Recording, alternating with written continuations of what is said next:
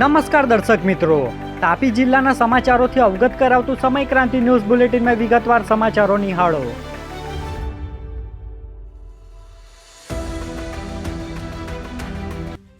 વ્યારા શહેરમાં આવેલ અંબાજી મંદિર નજીક એસટી બસની અડફેટે વૃદ્ધાનું કરુણ મોત નીપજ્યું।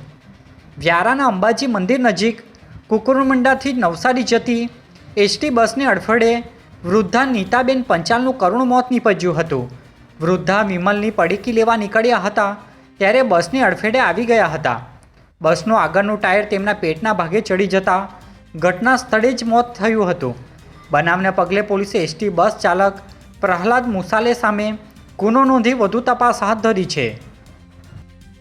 તાપી જિલ્લામાં સનાતન સંસ્કૃતિના અપમાન સામે સંત સમાજનું આવેદન।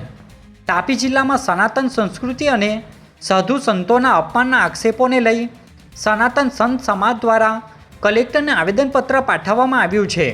આવેદનમાં રાહુલ ગાંધી સહિત કેટલાક સાંસદો વિરુદ્ધ સખત કાનૂની કાર્યવાહી કરવાની માંગ કરવામાં આવી છે, જેમાં સાધુ સંતો મોટી સંખ્યામાં જોડાયા હતા। તાપીમાં ગાંજાનો સૌથી મોટો પર્દાફાશ, સોંગઢ પોલીસની મોટી કાર્યવાહી।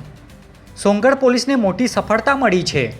ખાસ બ્રાન્ચો કરતાં પણ સારી કામગીરી સોંગઢ પીઆઈ ડીવી ઢોલાનીની બાતમીના આધારે આરટીઓ ચેકપોસ્ટ નજીક કોલસાની આડમાં ટ્રકના ચોરખાનામાં લઈ જવાતો 85.890 કિલો વનસ્પતિજન્ય ગાંજો કિંમત ₹42.94 લાખ ઝડપી પાડ્યો છે।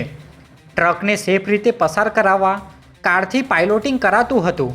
પોલીસે સોહિલ ચિરકોદ્દીન ઉર્ફે ચિરાગભાઈ શેખ, શોએબ ઉર્ફે નવાબ ચિરકોદ્દીન ઉર્ફે ચિરાગભાઈ શેખ અને જફરખાન જલીલ ખાન મણિયારને અટકાયત કરી છે, જ્યારે સુરતના અકીલ પઠાણ અને આદિલ શેખને વોન્ટેડ જાહેર કરાયા છે। ગાંજા સહિત કુલ ₹64.36 લાખનો મુદ્દામાલ કબજે કરાયો છે।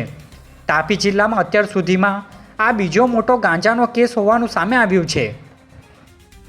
આ માલ જે છે એ ઓરિસ્સાથી લઈ અને સોનગઢ લાવવામાં આવી રહ્યો હતો।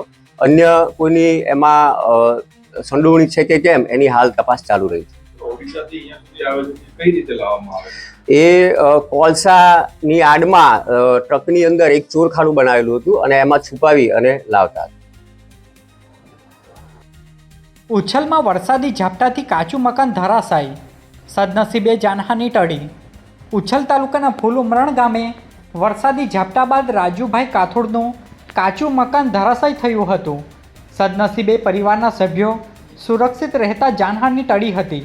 જોકે મકાન ધરાશાયી થતાં પરિવારને મોટું આર્થિક નુકસાન થયું છે। અસરગ્રસ્ત પરિવારને વહેલી તકે સરકારી સર્વે કરી જરૂરી સહાય ચૂકવવામાં આવે તેવી માંગ ઉઠી છે। વ્યારાના ખુશાલપુરા પાસે અજાણ્યા વાહનની ટક્કરે બાઇક ચાલકનું મોત નીપજ્યું।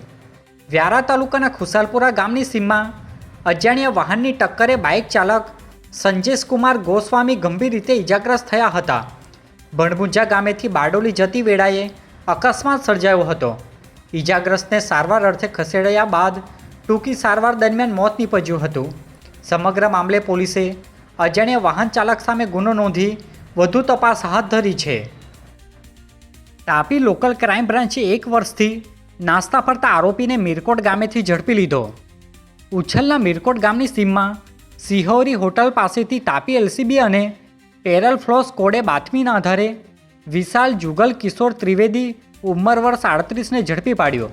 આરોપી અમરેલી સિટી પોલીસ સ્ટેશનમાં નોંધાયેલા છેતરપિંડી અને આઈટી એક્ટના ગુનામાં છેલ્લા 1 વર્ષથી નાસ્તો ફરતો હતો।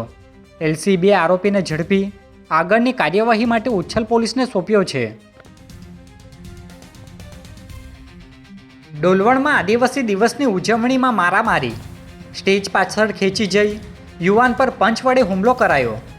ડોલવણ સરકારી દવાખાનાની સામે આદિવાસી દિવસની ઉજવણી દરમિયાન નાચતી વેળાએ એક યુવાનને સ્ટેજના પાછળના ભાગે ખેંચી લઈ જઈ મારામારી કરાઈ હતી। ત્યારબાદ હિતેશભાઈ ગામિતને ઝાપટ મારવામાં આવી હતી।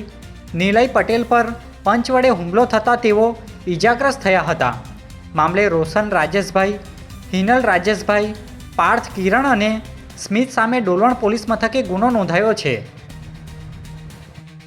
કુકરમુંડામાં આદિવાસી સમાજની વિવિધ માંગણીઓને લઈ મામલતદારને આવેદન અપાયું। કુકરમુંડા આદિવાસી હક સંરક્ષણ સમિતિના નેજા હેઠળ તાલુકા મામલતદારને આવેદનપત્ર આપવામાં આવ્યું. ઉકાઈ અસરગ્રસ્ત વિસ્તારોમાં રસ્તા, વીજળી, આરોગ્ય, શિક્ષણ, પીવાનું પાણી, સિંચાઈ તેમજ પૂરતી એસટી બસ ફાળવણી સહિતની વિવિધ પડતર માંગણીઓનો વહેલી તકે ઉકેલ લાવવા રજૂઆત કરવામાં આવી હતી. આજે બુલેટિનમાં બસ આટલું જ. અને સમયક્રાંતિ ન્યૂઝ ચેનલને લાઇક, શેર, કોમેન્ટ્સ અને સબસ્ક્રાઇબ અવશ્ય કરી લેશો, જેથી કરી તમને તાપી જિલ્લાના સમાચારોની અપડેટ મળતી રહે. અને મને રજા આપશો. આભાર. જય હિન્દ, જય ભારત.